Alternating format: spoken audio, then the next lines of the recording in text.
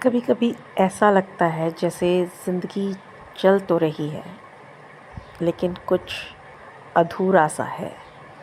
कुछ है जो अब तक समझ नहीं आया। शायद हम सब कुछ कर रहे हैं लेकिन ख़ुद को अब तक पूरी तरह से समझ नहीं पाए या थोड़ा बहुत भी नहीं जाना। हम में से ज़्यादातर लोग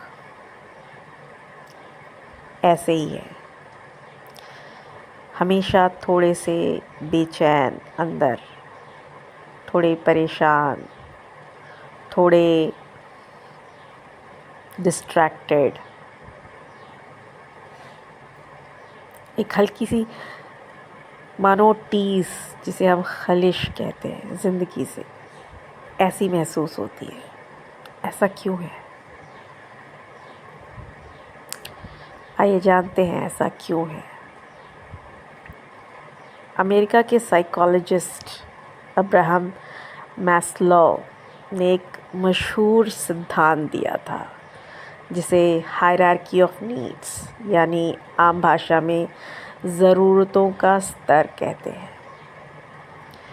उन्होंने इंसानी ज़रूरतों को और विकास को साथ में लेते हुए 5 स्तर बताए थे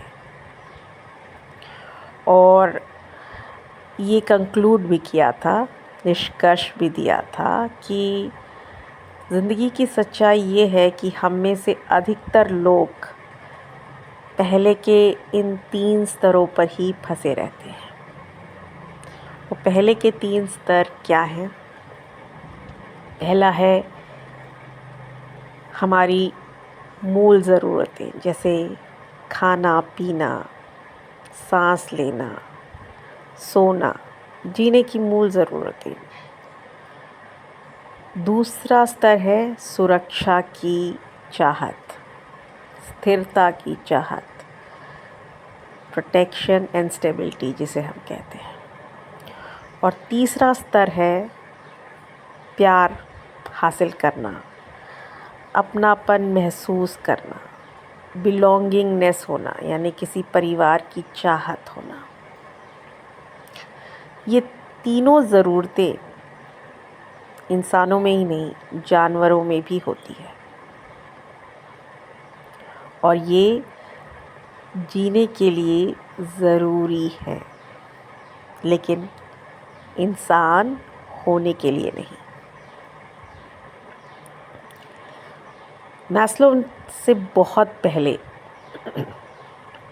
इमाम गज़ाली ने इसी सोच को नफ्से अम्मारा कहा था, यानी वो आत्मा जो सिर्फ इच्छाओं में फंसी रहती है। उन्होंने ये विचार कुरान की सूरे यूसुफ से लिया था। अच्छा, सिर्फ कुछ लोग इन 3 स्तरों को पा लेने के बाद अलग कदम उठाते हैं, कुछ अलग करना चाहते हैं। वो चाहते हैं कि उन्हें सम्मान और स्वाभिमान मिले। ये चौथा स्तर है, सम्मान और स्वाभिमान की तलाश। लेकिन अक्सर लोग ये सम्मान दूसरों से पाने की कोशिश करते हैं, जैसे पैसे, ओहदे या रिश्तों के ज़रिए। और जब ये नहीं मिलता तो फिर से वो 3 स्तरों में लौट आते हैं ताकि वो इस सम्मान को हासिल कर सके। ये सिलसिला ज़िंदगी में पूरी ज़िंदगी चलता रहता है, पीढ़ी दर पीढ़ी चलता रहता है।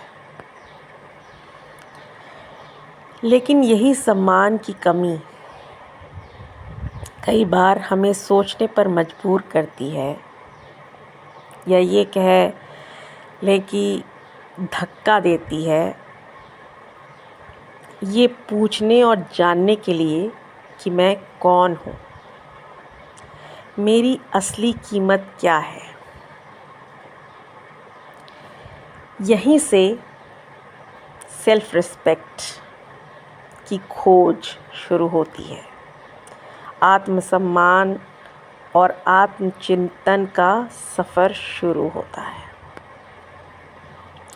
और जो लोग इस सोच को पकड़ लेते हैं, उन्हें दूसरों की रिस्पेक्ट की ज़रूरत महसूस नहीं होती, क्योंकि उन्हें पता होता है कि उनके अंदर ही उनके लिए वो रिस्पेक्ट छुपी हुई है।